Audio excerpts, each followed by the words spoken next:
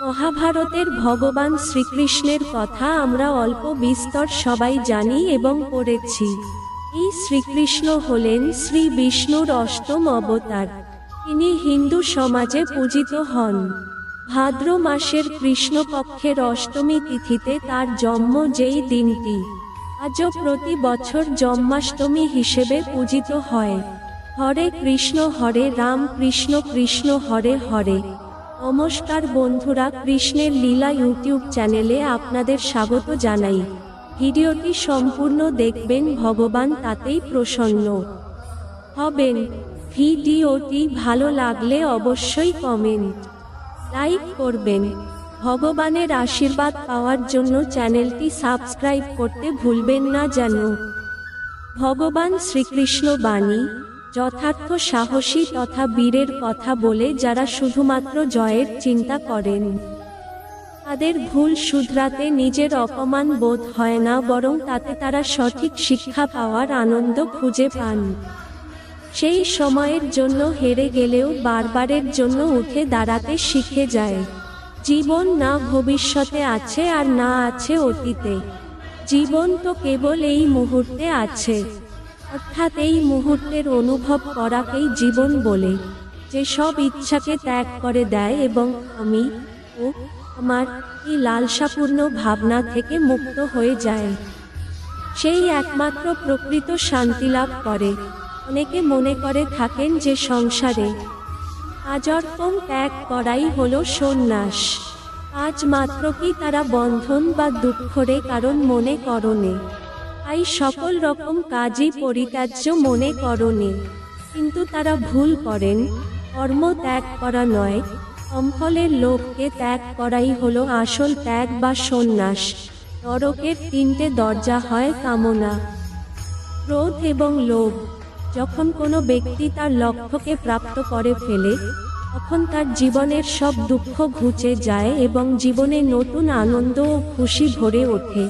যার কাছে সুখ দুঃখ মান ও অপমান সবই সমান, সেই একমাত্র সিদ্ধ পুরুষ। দুর্বলই কেবল ভাগ্যের দোষারোপ করে আর বীর ভাগ্যকে অর্জন করে। যে কোনো ব্যক্তি যা চায় জীবনে সেটাই হতে পারে, যদি সে বিশ্বাসের সাথে সেই বিষয়ের উপর চিন্তা করে। কর্ম করে যাও, কিন্তু ফলের চিন্তা করো না। অহংভাবী মানুষের মধ্যে বিভিন্নতা সৃষ্টি করে। অহংভাবের অভাব থাকলে পরমাত্মার সাথে বিভিন্নতার কোনো আর কারণই থাকে না।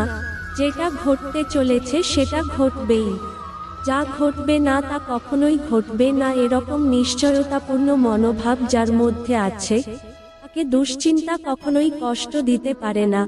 বাহ্যিক বস্তুর ত্যাগকে বাস্তবে ত্যাগ বলে না।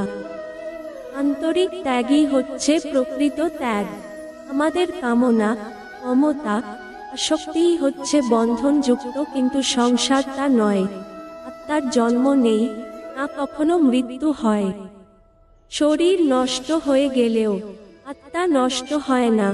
খালি হাত এসেছো, খালি হাত চলে যাবে। যা কিছু আজ তোমার সেটা অন্যদিন কারো ছিল, পরশু সেটা আরো কারো হয়ে যাবে। আজ তুমি যে জিনিস নিজের বলে প্রসন্ন, সেটাই তোমার দুঃখের কারণ। যখনই সত্যের সাথে অসত্যের লড়াই হয়, তখন সত্য একা দাঁড়ায়, অসত্যের বাহিনী হয় বিশাল। কারণ তার পেছনে মূর্খ, লোভী, স্বার্থপর ও বিশ্বাসঘাতকেরা থাকে। এই অর্জুন, যবে যবে এই সংসারে ধর্মের অনিষ্ট হয়, এই সংসারে অধর্ম বৃদ্ধি পায়, তখন তখন ধর্মের রক্ষার জন্য এই পৃথিবীতে আমি আবার ঘুরে আসি।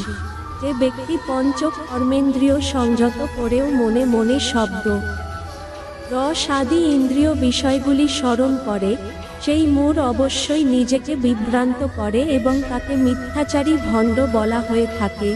যে ব্যক্তি পঞ্চ কর্মেন্দ্রিয় সংযত করেও মনে মনে শব্দ রস আদি ইন্দ্রিয় বিষয়গুলি স্মরণ করে, সেই মূঢ় অবশ্যই নিজেকে বিভ্রান্ত করে এবং তাকে মিথ্যাচারী ভণ্ড বলা হয়ে থাকে।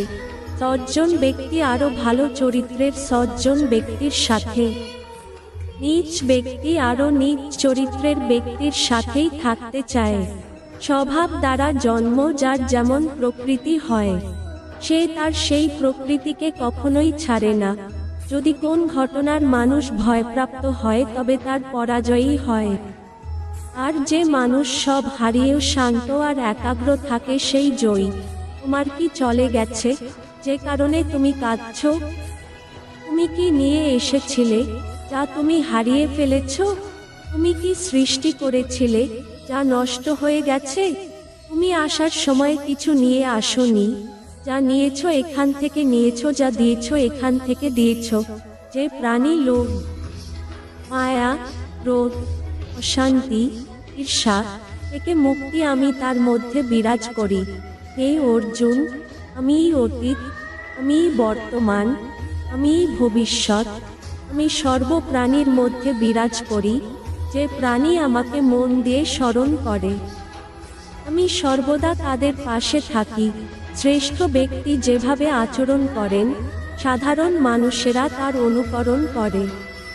তিনি যা প্রমাণ বলে স্বীকার করেন সমগ্র পৃথিবী তারই অনুসরণ করে। সর্বদা সন্দেহ করে যাওয়া মানুষের প্রসন্নতা পাওয়া না এই জীবনে সম্ভব আর না অন্য জীবনে।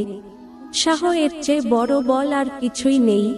উৎসাহী ব্যক্তি জগৎ ও জয় করতে পারে। শুধুমাত্র মনই মানুষের মিত্র কিংবা শত্রু হয়ে থাকে। এই সংসার প্রতিটা মুহূর্তে পরিবর্তন হচ্ছে, আর পরিবর্তনশীল বস্তু সর্বদা অসত্যই হয়। সময় কখনো মানুষের নির্দেশিত পথে চলে না, মানুষকে সময়ের নির্দেশিত পথে চলতে হয়। যে বিষয়টি তোমার হাতে নেই সেই বিষয়টি নিয়ে চিন্তা করে কোনো লাভ নেই।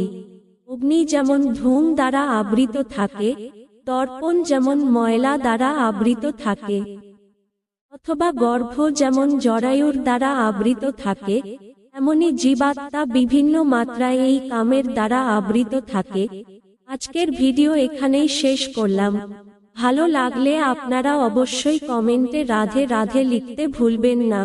আপনারা ভালো থাকবেন, সুস্থ থাকবেন, এটাই ভগবানের কাছে প্রার্থনা করি। হরে কৃষ্ণ, হরে কৃষ্ণ।